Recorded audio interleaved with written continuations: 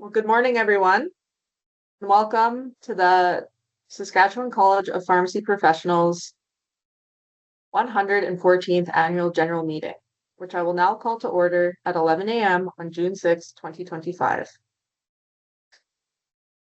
I'd like to start by acknowledging that the land on which we live, work, and gather is Treaty 2, 4, 5, 6, 8, and 10 territory, the traditional land of the Cree, Dakota, Lakota, Dene, Nakota, Saulteaux, and homeland of the Métis Nation.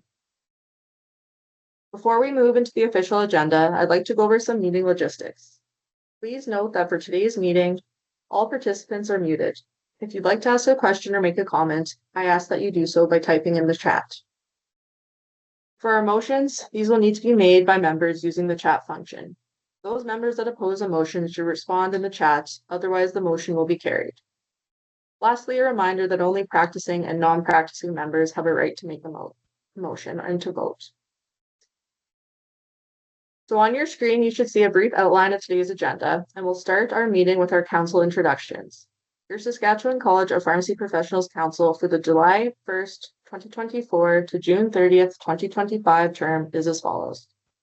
President Tanya Schrader, past President Amy Lee, President-elect Honorary Treasurer Scott Livingstone, Rural Remote Pharmacist Lindsay Mildenberger, Rural Remote Pharmacist Chelsea Lutz, Hospital Pharmacist Kelsey Dumont, Urban Pharmacist Sarah Kazusko, Urban Pharmacist Jocelyn Park, Community Pharmacy Technician Shauna Nowakowski, Hospital Pharmacy Technician Tracy Martins, Designated Ex Officio Charity Evans, Public Member Bonnie Caven, Public Member Gary Hamlin, Public Member Denise Gettle, and Senior Stick Reed Nyhoff. I'll now call for the adoption of the 2024 AGM minutes and ask for a member to make the motion that the minutes of the 113th Annual General Meeting of the Saskatchewan College of Pharmacy Professionals held Friday, June 7th, 2024 via WebEx be adopted as presented and published in the 2024 Annual Report.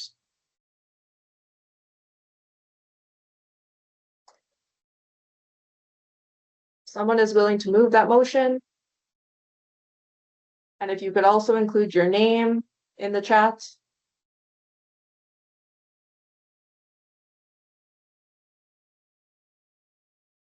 Shauna Nowakowski moves. And can I have someone second the motion? Please include your name in the chat.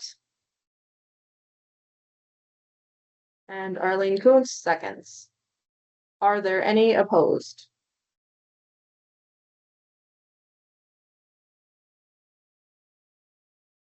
All right, seeing none opposed, thank you. That motion has been carried. And we'll move on to council appointments and the results of council elections. 2 new members have recently been appointed to join council. I'd like to extend a warm welcome to Karen McDermott, who will be serving as our hospital pharmacist, and Darsh Brahmanhat, who will be serving as a community technician. Both Karen and Darsh will begin their terms on council as of July 1st. Additionally, one of our current councillors has been appointed to the role of honorary treasurer. Jocelyn Park will begin her term as of July 1st. Earlier this week, council elected a new president and president-elect. I'm pleased to announce that from July 1st, 2025 to June 30th, 2026, your council officers will be Scott Livingstone as president, Lindsay Mildenberger as president-elect, and myself, Tanya Schrader, as past president. Council is saying goodbye and a heartfelt thank you to several councillors whose terms have ended. I would like to acknowledge Amy Weeb, Kelsey Dumont, Shauna Nowakowski, Chelsea Lutz, Bonnie Caven, and Michael Lummerding for their commitment to the public, profession, and college. It is very much appreciated and they will be missed. And on behalf of Scpp, I'd like to thank all councillors for devoting their time and energy to the mission of protecting the public and building excellence in pharmacy practice through regulation.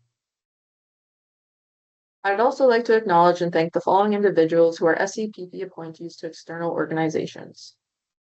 Appointee to the Canadian Council on Continuing Education in Pharmacy, Danielle Larocque. Appointee to the National Association of Pharmacy Regulatory Authorities, Gina Wendell. Appointee to the Pharmacy Examining Board of Canada, term ending on March 23rd, 2024, Suzanne Len. Appointee to the Pharmacy Examining Board of Canada, term starting on March 24, 2024, Mike Davis. Appointee to the University of Saskatchewan Senate, Rhoda Maya, and appointee to the University of Regina Senate, Zach Dumont. Each year, we pause to acknowledge members of our college who have passed away. Please join me in a moment of silent tribute to them.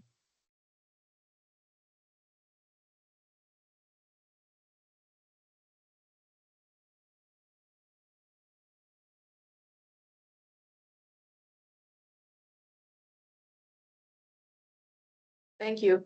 We will now move on to the college's annual report, starting with the President's report. I ask that everyone please refer to page 4 of the annual report, and I'll call on the General Assembly for any questions arising from the President's report.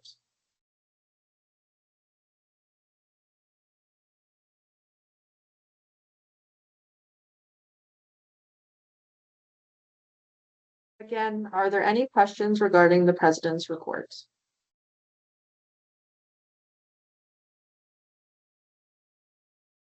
All right, seeing none, I invite Registrar Gina Wendell to present the 2024 SCPP Registrar's Report.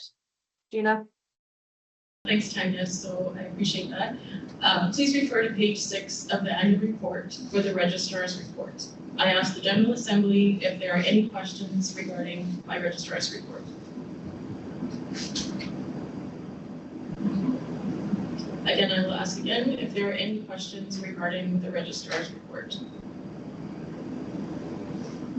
Seeing none, I will turn the floor back over to you, President Schrader.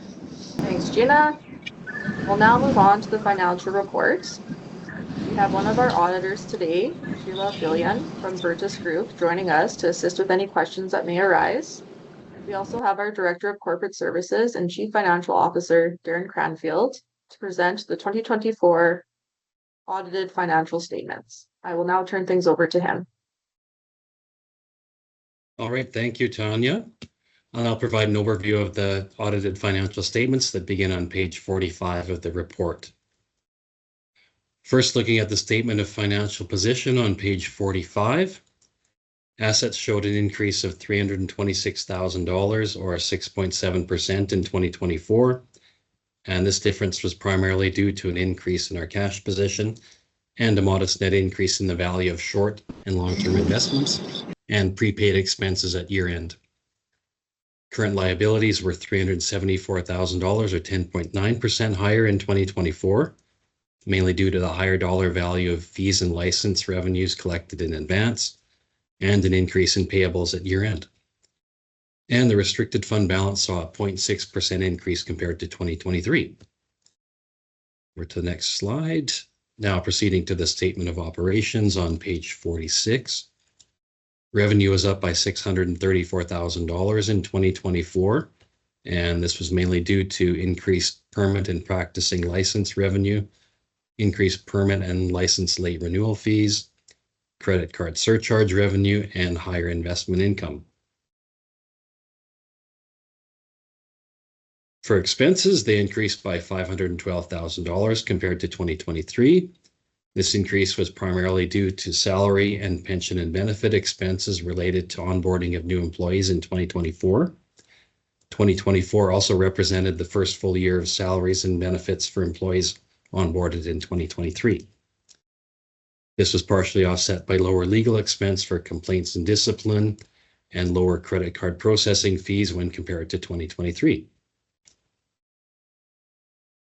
So overall, 2024 ended with a net loss of $29,000, and the net loss was planned for to utilize unrestricted reserves to support operations.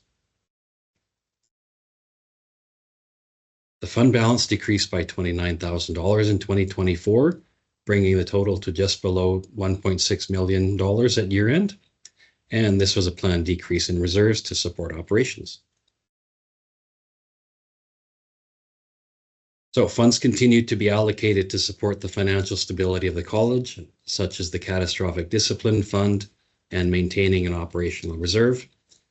These limits are within the industry average for the not-for-profits and PRAs across Canada.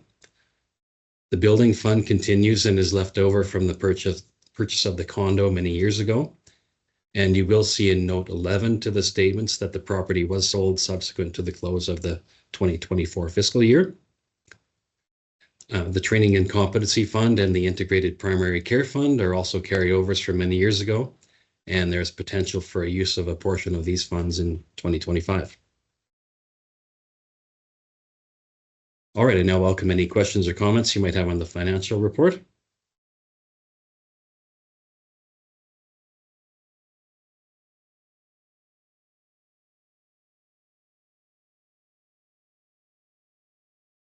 Okay, once again, any questions, comments?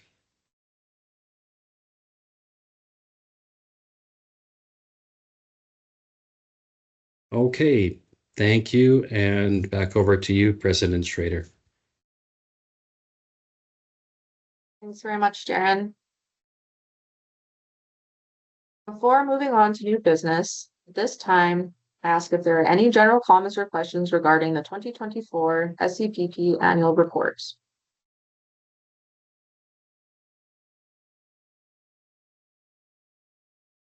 Again, I'll ask, are there any questions or comments pertaining to the 2024 annual report?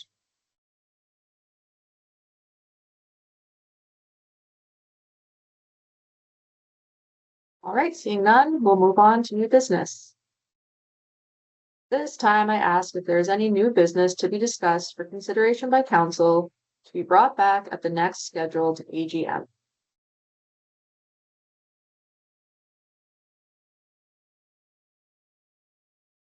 Again, I'll ask if there is any new business for consideration for council.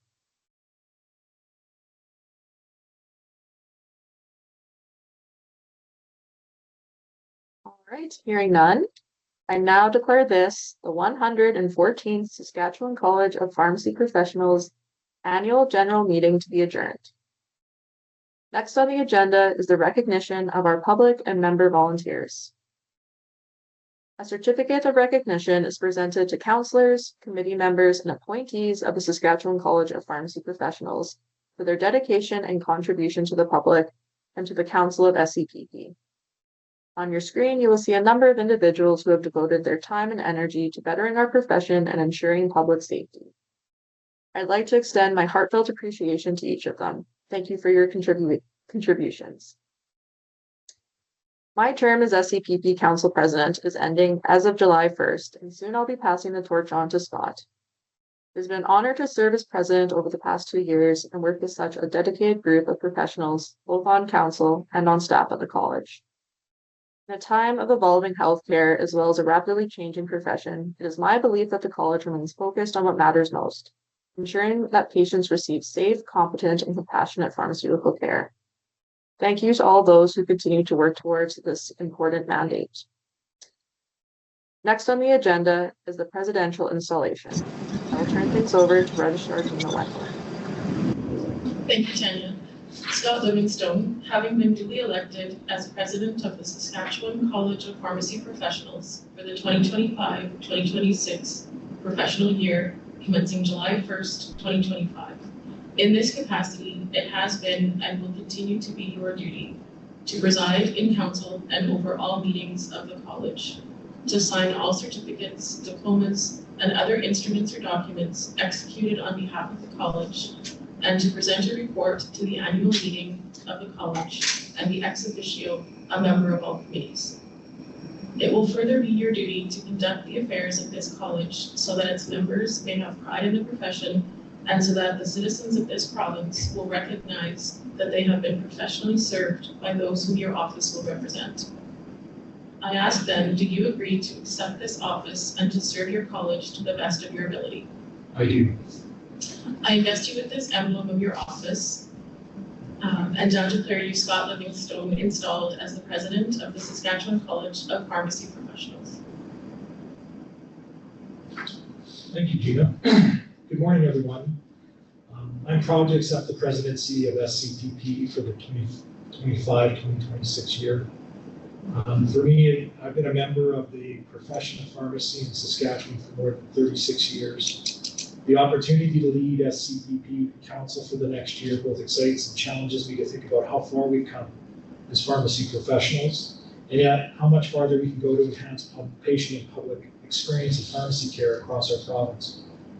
I'd like to thank my fellow executive officers of SCPP, Tanya and Amy, for their support and guidance throughout the year, as well as SCPP Council, both our retiring members and of course our newest additions. I would also like to thank the amazing operational team at SCPP, who are so capably led by Gina Wendell, our registrar. Rejoining council in 2022, it reminded me of the first time I sat at SPHA Council in 1997 and how far pharmacy regulation has come since then. As the Saskatchewan Pharmaceutical Association at the time, we had both regulatory and advocacy roles. I believe the split of regulation and advocacy has not always been a smooth path, but it's proven itself to remove conflicts of interest and better serve both the public and the profession through clarification of roles and professional boundaries.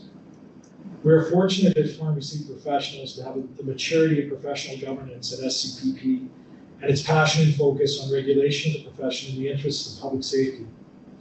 The operational team has worked closely with our government partners, the public and members to ensure a balanced approach in the work that we do. The ability to pivot and reset priorities at SCPP over the last few years has been instrumental in meeting the regulatory needs of expanded practice. There have been multiple competing priorities and ongoing workload challenges for the staff, and we will continue to require careful staging given the large workloads projected. Many of our past accomplishments have been shared with members through scope, but here are a few of the key pieces of work that were delivered through council last year, which include a revision of the multi-year strategic plan that was aligned with sector priorities, addition to the suite of minor ailments, launch of level 1 prescribing through Part K of the bylaws, strep and acute otitis media received approval from government as other diseases, and those training programs and education programs were approved, as well as a process to require medical laboratory license to enable on-site point-of-care testing. The approval of the CAP framework occurred, and we also reviewed and revised central bill policies for the province. There is also the modernization of all registration and licensure bylaws to align with the Licensing and Fair Registration Act, which is new. As with many of the above pieces of work, the priorities associated with the proposed new Regulated Health Professions Act will consume considerable SCPP resources and priorities over the next 3 years. Despite the large workloads to come and the desired government timeframes, SCPP's ability to regulate the profession and ensure public safety will remain at the core of our function and our #1 priority despite this competing work. This is not unlike the challenges facing pharmacy practice each and every day that require members to pivot in order to enhance services safely and competently.